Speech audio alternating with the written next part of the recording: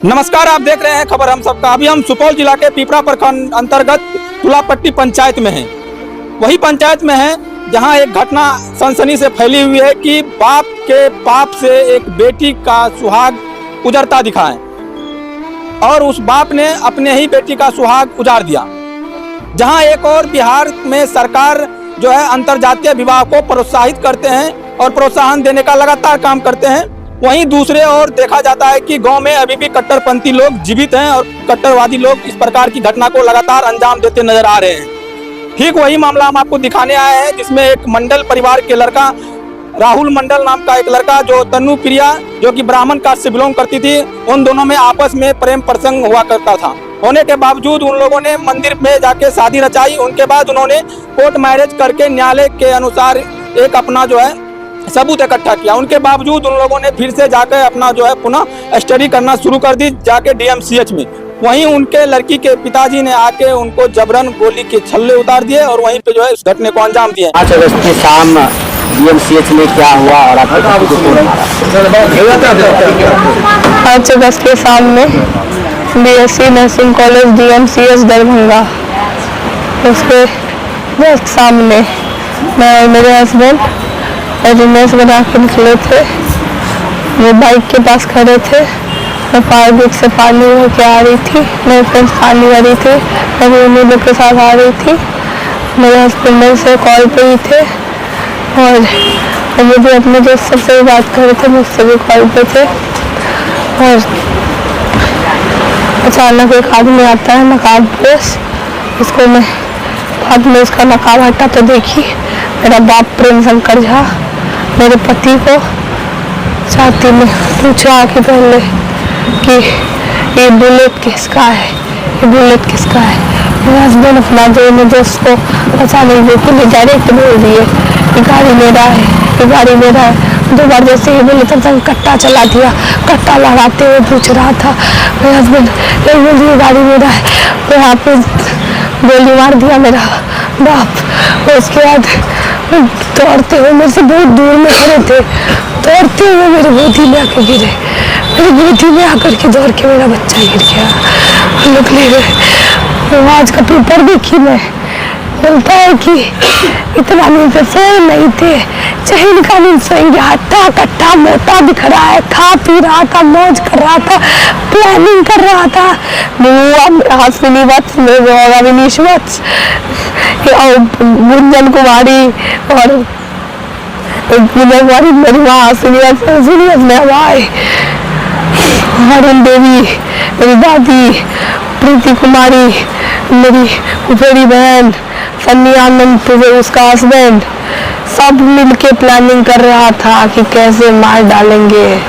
लिखा था, सोच रहा था। अपना कट्टा है वो खरीद लिया है, वो कट्टा है वो अलग से कारतूस नहीं मिला उसके पास, लोडेड पिस्टल लेकर के आया। DMCH के प्रांगण में घुस के मेरे हस्बैंड को मार दिया। मेरे सामने मेरा बच्चा, मेरा हस्बैंड दौड़ के मेरे गोदी में। क्या DMCH की कानून व्यवस्था पे क्या सवाल करते हैं? क्या वहाँ पे गेट पर कोई गार्ड थे? कॉमन सेंस लगाइए, कोई गार्ड होता, चेकिंग में रहता है, गार्ड सब ऐसे बैठा रहता है, कोई गार्ड रहता है, कोई चेकिंग, कोई प्रोटोकॉल कुछ भी नहीं होता है। कोई भी आता है नकाब में आ रहा है तो कम से कम नकाब देख करके भी तो रोकना चाहिए उसको। बहुत से आम नहीं देता है, सब कोई आकर के हस्बैंड को मार देता है, चला जाता है। आपके पिताजी आपके हस्बैंड का जान का दुश्मन क्यों बने? क्योंकि वो मेरे हस्बैंड थे, उन्होंने मुझे से शादी की थी। वो मेरा फिजिकल असॉल्ट कर रहा था, पूरा फैमिली मेंबर सभी मिलके ब्रूटली। मैं बोलने लायक नहीं बची थी। मेरा हस्बैंड मुझे वहाँ से रेस्क्यू करके आया। 5 मई को हम दोनों ने शादी की थी मंदिर में। 7 तारीख को कोर्ट में रजिस्टर करवाया। 19 तारीख से हम लोग कॉलेज भी ज्वाइन कर लिए।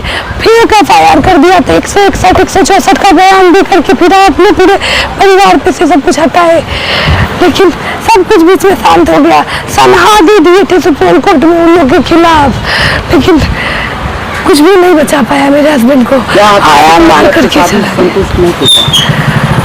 जब वो प्लानिंग कर रहा था मेरे हस्बैंड को मारने का, संतुष्ट रहता था, प्लानिंग करता। क्वेश्चन भी तो कम से कम ब्रेन लगा के पूछिए। इससे पहले क्या इससे क्या मांग करते हैं, क्या मांग करते हैं, प्रशासन से क्या मांग कर रहे हैं आप?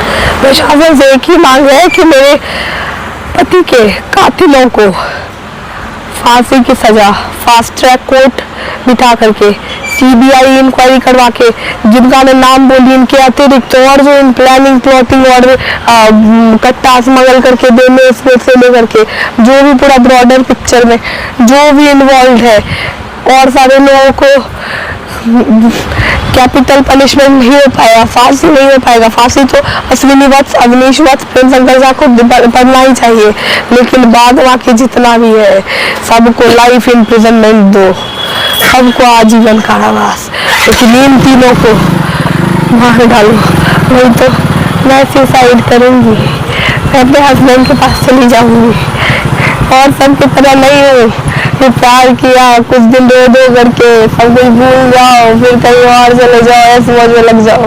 मैं सुसाइड कर लूंगी यदि मेरे हस्बैंड के कल्प्रिट को 4 सितंबर से पहले फांसी नहीं होती है तो 4 सितंबर याद रखिए मेरा बर्थडे का डेट है, 5 अक्टूबर को उनका बर्थडे आने वाला था, 4 सितंबर को मैं आत्महत्या करूंगी और उसे कोई नहीं रोक पाएगा।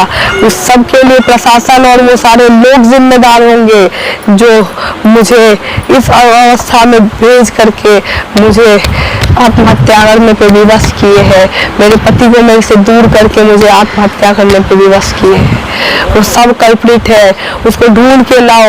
एक तो उसको कोई इतना बगल में बेटा थाना है, बगल में इतना थाना है, अलग अलग जगह का थाना का पुलिस आते रहता है वहाँ पे DMCH में, किसी को ऐसा नहीं हुआ कि आके उसको पकड़े उसको सजा दिलाए। DMCH का स्टूडेंट सब उस आरोपी उसका मर्डरर को पकड़ करके खींच के लाया मारते हुए। क्या किया प्रशासन, उसको लाठी चार्ज करके पीट करके भगा दिया और उन लोग के खिलाफ मुकदमा दर्ज कर दिया। बताओ, जो मेरा पति के कातिल को पकड़ के लेके आया उनका दोस्त सब, मेरा बैचमेट, उनका बैचमेट सीनियर सबको ही उसको लोग मार के उस पर मुकदमा दर्ज कर दिया गया। और तो और मेरा पति क्यों ऊपर उजला कपड़ा डला हुआ है, बगल में उसका इलाज चल रहा है इमरजेंसी वार्ड में, DMCH से रेफर करके उसको PMCH पटना रेफर कर दिया गया ताकि और ज्यादा अच्छा इलाज हो। मेरे हस्बैंड के कातिल को सजा दिलाओ, नहीं तो मैं नहीं जी पाऊंगी। मतलब पुलिस प्रशासन जो है कातिल को बचाना चाहते हैं? हाँ, सब मिला हुआ है, आज तक मेरा स्टेटमेंट तक नहीं लिया है।